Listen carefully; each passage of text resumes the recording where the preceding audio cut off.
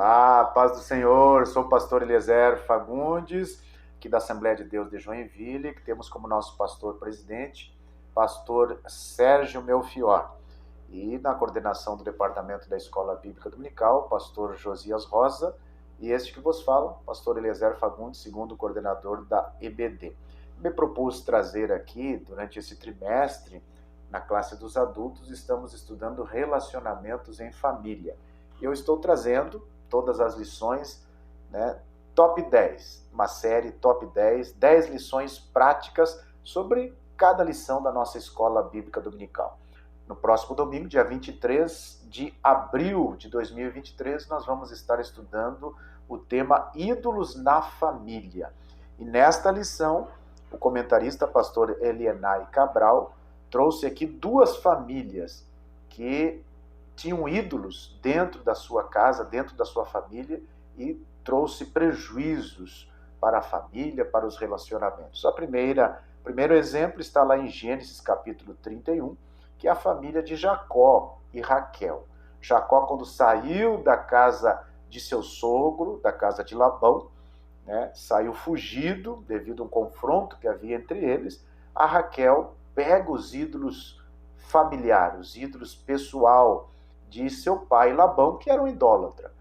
Pega, esconde nas suas roupas e foge junto com seu marido e com seus filhos. Quando seu pai Labão descobre que Jacó havia fugido e também alguém havia pegado seus ídolos, ele não pensa duas vezes e corre atrás deles. Chega lá, a Raquel mente, a Raquel engana então Labão, engana o seu marido, mente e esconde aqueles ídolos. E ali trouxe uma briga entre Labão, Jacó, as famílias, um desconforto por causa dos ídolos.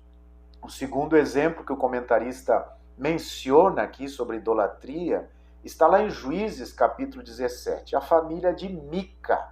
Mica tinha uma mãe muito rica e ele, por muito tempo, furtava da sua mãe, tirava os bens da sua mãe, os dinheiro, e a sua mãe descobriu que alguém estava roubando ela, furtando dela, começou a lançar maldições sobre a pessoa que furtava o seu dinheiro. Mica ficou com medo disso e contou para sua mãe que era ele que estava furtando o seu dinheiro. A sua mãe, então, pega o dinheiro do furto, devolve, e pede para fazer ídolos, pede para alguém construir ídolos e devolve para Mica, para que Mica montasse um santuário na sua casa. Então Mica, aí ele começa a fazer uma série de coisas erradas, consagrou seu filho como sacerdote, fez uma roupa, um éfode, depois passou um levita ali, ele chamou para ser seu sacerdote, ou seja, várias coisas que não agradam a Deus, gerando assim problemas na família. Então, dois exemplos de como a idolatria é prejudicial dentro da família. Primeira coisa, o que é idolatria? Nós precisamos entender que idolatria é muito mais que uma imagem, muito mais que um objeto. Idolatria é tudo aquilo que tira o primeiro lugar de Deus da nossa vida. Então, esse é um conceito de idolatria. Tudo aqui é idolatria, Tudo aquilo que tira Deus do primeiro lugar pode ser uma idolatria, pode ser um ídolo nas nossas vidas. Então vamos lá, para os top 10, 10 lições práticas. A primeira lição que eu aprendo, não estamos imunes à idolatria. Os crentes, nós conhecemos a palavra, mas não estamos imunes a ter um ídolo em nosso coração.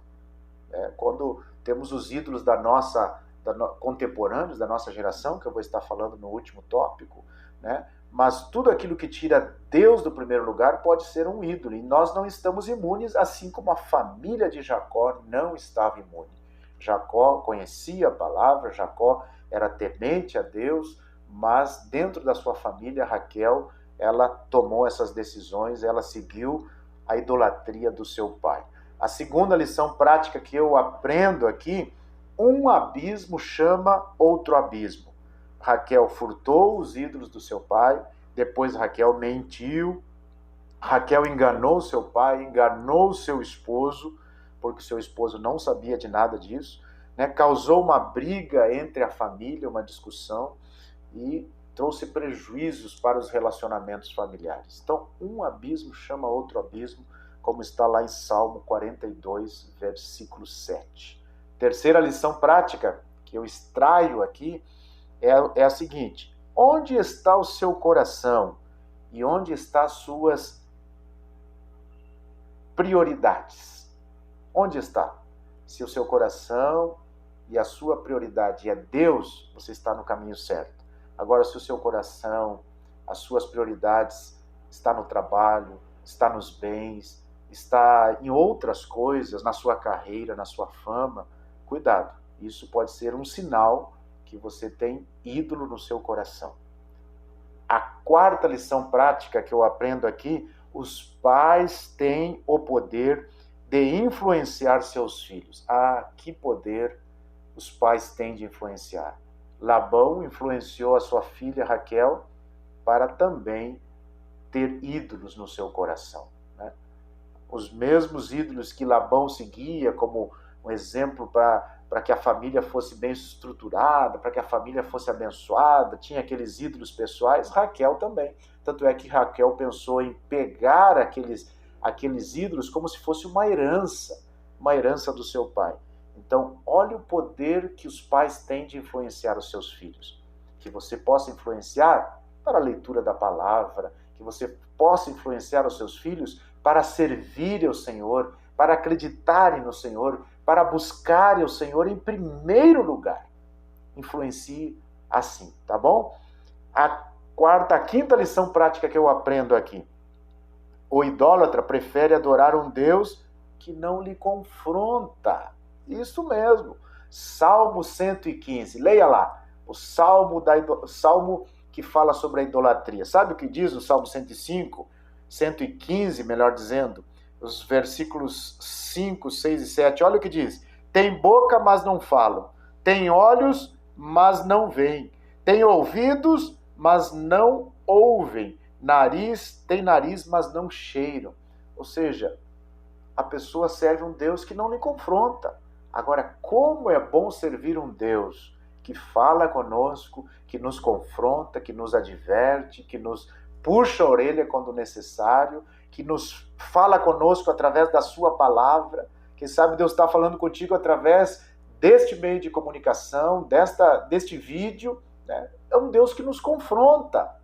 Agora, o idólatra, ele prefere um Deus que não confronta, não fala, não, né? Ele pode estar fazendo as coisas erradas e nada acontece. Esse é o que o idólatra prefere, né?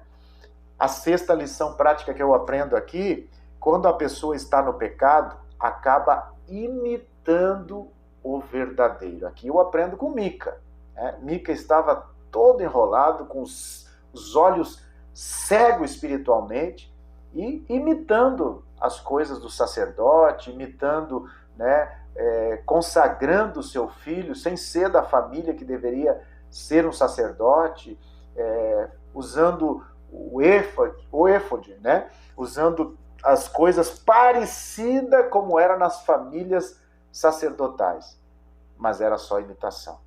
Então, cuidado com isso. A sétima lição prática que eu aprendo: o problema é quando queremos justificar nossos pecados com uma aparência religiosa. Estamos errando, estamos indo para um caminho errado, temos ídolos no nosso coração, mas queremos justificar. Achamos versículos isolados para justificar os nossos erros. Isso é um perigo. Cuidado. Deixe que a palavra te confronte. E se ela te confrontar, reconheça. Reconheça que você está errado, mude de situação, deixe que o Espírito Santo trabalhe na sua vida, tá bom?